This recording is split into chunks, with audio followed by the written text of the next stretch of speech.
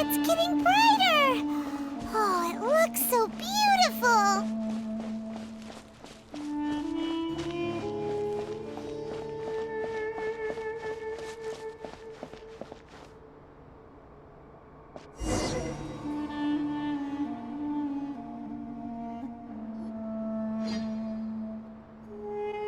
Wait. What's that?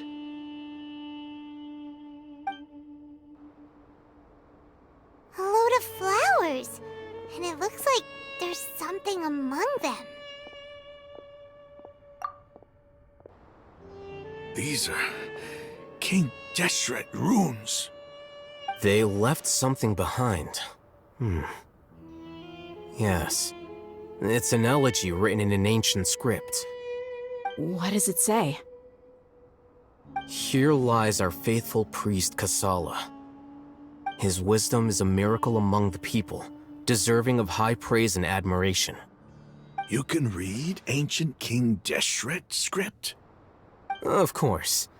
Every student needs to master at least 20 languages before they graduate. He's not serious, right? There's still something off about this place. The elemental energy here is too concentrated. The scent of life. Is it trying to tell us something? Is this it? Analyzing.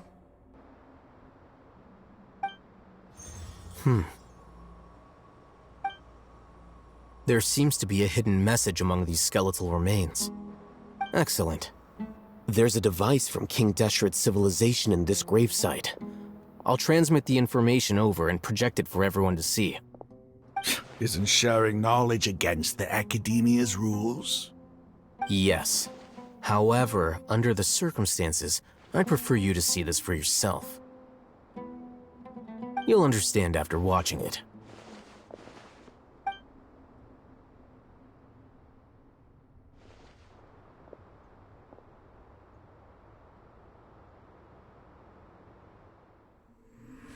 Civilization is born of knowledge, but so too can knowledge be its demise.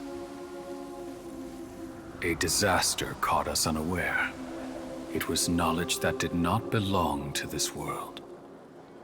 King Deshret brought this forbidden knowledge into our world, and it quickly spread like a plague. People's minds were filled with crazed whispers. Dark gray scales spread across their bodies. Even the land was stripped of its vigor. Only a desperate, deathly silence remained. Were it not for greater Lord Rukkhadevata from the forests, the damage would have been irreversible. She summoned the priests to build temples and infused into them the divine power of life. The disaster was miraculously tempered, and the embers of our civilization were preserved in Aru village. Alas, the miracle could not last. As long as forbidden knowledge continued to exist, it would forever blight this world. In the end, the proud king of the desert, my eternal lord, chose to sacrifice himself. I have spent my whole life since guarding one of these many temples. But now, my duty is coming to an end. As I close my eyes for the final time, the sight of that noble deity will appear in my vision once more. In helping King Deshret to eradicate forbidden knowledge, she exhausted her strength, and her form became that of a small child. How strange. Now that I think of her, I no longer have any fear of death, for I sense that the spirit of life will abide with me during my eternal sleep.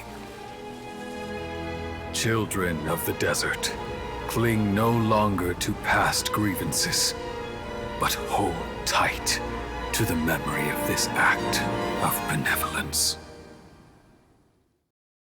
What was that? The priest's memories. No, impossible. Greater Lord Rukkhadevata. So the former Dendro Archon and King Deshret were never enemies at all. But this doesn't make any sense. The Dendro Archon's followers, they're clearly... Was that the former Dendro Archon? He became so tiny in the end.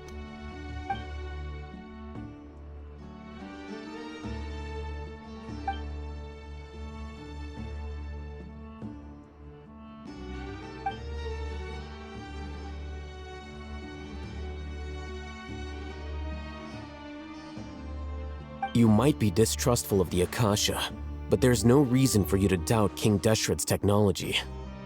You've just witnessed his priest's last words. I've never heard about any of this before. The surviving followers of King Deshret all gathered in Aru village. Our god did not make mistakes. We refused to believe any of the rumors. King Deshret's death, the all but total annihilation of our civilization, it was all Greater Lord Rukkhadevata's doing. We saw her as nothing more than a traitor, who stabbed us in the back in our moment of crisis. Just like us humans, fighting, feuding, double-crossing each other to survive in the desert. You were blinded by your prejudice.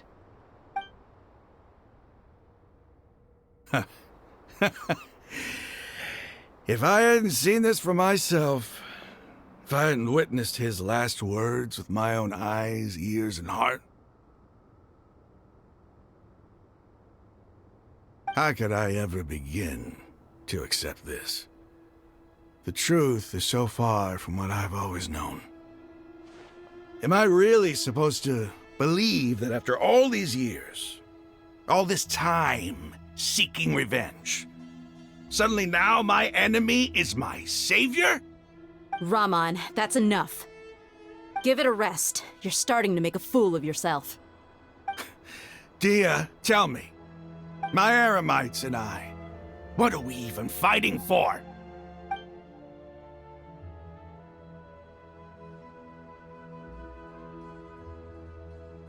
Hey, how you doing? I'll live. Thanks. I should probably go. Can't just stay here forever. What's your next move gonna be? Oh, I know what you're going to ask. I feel deeply ashamed of everything I've done. You'll get everything you're asking for. But please, give me some time. After everything that's happened here today, somehow I need to explain it to the others. It's not gonna be easy. Well, I guess that's for me to deal with. Dia, this is where our camp's located. Make a note of it. When would be a good time for us to go? Tomorrow, I'll convince everyone that we're all on the same side. And I'll return every last one of your your village keepers. We'll share our other resources with you, too.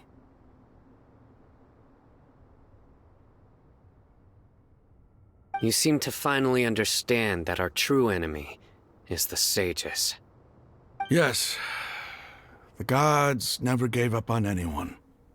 It's the people responsible for all this that need to face the consequences of their actions. That must have been rough, but he seems to have figured things out now. Raman's no fool. Being the leader of your own faction in the desert is no easy feat. It's too bad he was held back by his belief in King Deshret. But now that that's changed, I guess we have a few more people on our side. The outcome, at least, is favorable. We should get going too. Let's head back, have a proper meal, and a nice, long sleep. We'll need all our energy tomorrow.